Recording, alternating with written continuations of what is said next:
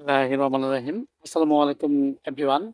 Welcome to সোনা homeo হল channel. আজ একটি নতুন ভিডিও নিয়ে আলোচনা করব, যেটি হলো চুলকানি রোগের সমস্যার সমাধান। এভরিওয়ান, এটি একটি গুরুত্বপূর্ণ একটি ভিডিও। আমি ফিজিশিয়ান হিসেবে জুয়েল আপনাদের মাঝে। এই চ্যানেলটি একটি নতুন চ্যানেল। আপনারা ভালো লাগলে অবশ্যই আপনারা সাবস্ক্রাইব করবেন।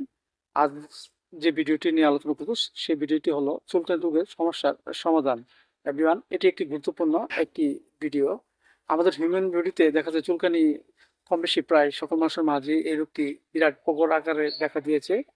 এটি একটি চর্মরোগ। এই রোগ দেখা যায় ছোট কিংবা বড়, প্রায় সকল মানুষের মাঝে এই রোগটি হতে পারে। এই রোগটি হওয়ার বিভিন্ন কারণ হয়ে থাকে। এর মাঝে কিছু কারণ হলো আমরা বিভিন্ন ধরনের খাবার খাই, সেই খাবার থেকেও অনেক সময় আমাদের বডিতে এই ধরনের রোগের সৃষ্টি হতে পারে। আবার দেখা যাচ্ছে যে আমাদের পরিপাকতন্ত্রে যদি কোনো ত্রুটি কিংবা রক্তে কোনো ত্রুটি থাকে, এর ফলে অনেক সময় আমাদের মাঝে এই ধরনের রোগের সৃষ্টি হতে পারে। আবার দেখা যাচ্ছে যে অনেক সময় আমাদের শরীর থেকে যে ঘাম ধরে, সেই ঘাম আমাদের বিভিন্ন অঙ্গ প্রত্যঙ্গে গিয়ে জমা হয়। জমা হওয়ার ফলে অনেক সময় আমাদের মাঝে এই ধরনের রোগের সৃষ্টি হতে পারে। সো এভরিওয়ান, এই রোগটি আমাদের মাঝে হলে আমরা কিছু করণীয় বিষয় জেনে সুস্থ হতে পারি। যেমন দেখা যায় একজন ব্যক্তির পূর্বে তার বডিতে চুলকানি রোগটি ছিল, কিন্তু বর্তমান সময় নাই, কিন্তু হঠাৎ তার মাঝে প্রচুর চুলকায়, ব্যথা করে। এসব লক্ষণে আমরা হোমিওপ্যাথি একটি ওষুধ খেতে পারি, সেটা হলো হাইড্রোসিস 30। আমরা 2 ফোঁটা করে সকাল এবং বিকেল 2 বার সেবন করতে পারি।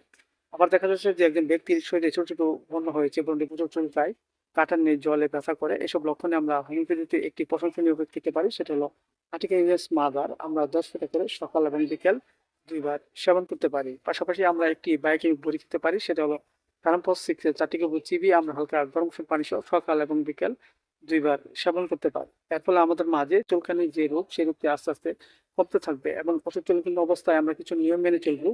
যেগুলো খাবার খেলে আমাদের মাঝে চুলকানি রোগের সৃষ্টি হয়, অবশ্যই সেগুলো খাবার আমরা পরিহার করব। এবং শরীর থেকে যে ঘাম ধরে, সেই ঘাম থেকে যে ফাঙ্গাস তৈরি হয়, ফাঙ্গাসের মাধ্যমে যে চুলকানি সৃষ্টি হয়, সেই দিকে না হয় সেদিকে আমরা অবশ্যই খেয়াল রাখবো। এর ফলে আমাদের মাঝে সুস্থ বোধ ফিরে আসবে। সেভরান, ভিডিওটি ভালো লাগলে অবশ্যই আপনার নতুন চ্যানেলটি সাবস্ক্রাইব করে শেয়ার করে দিবেন। সবাই ভালো থাকেন। Thank you so much.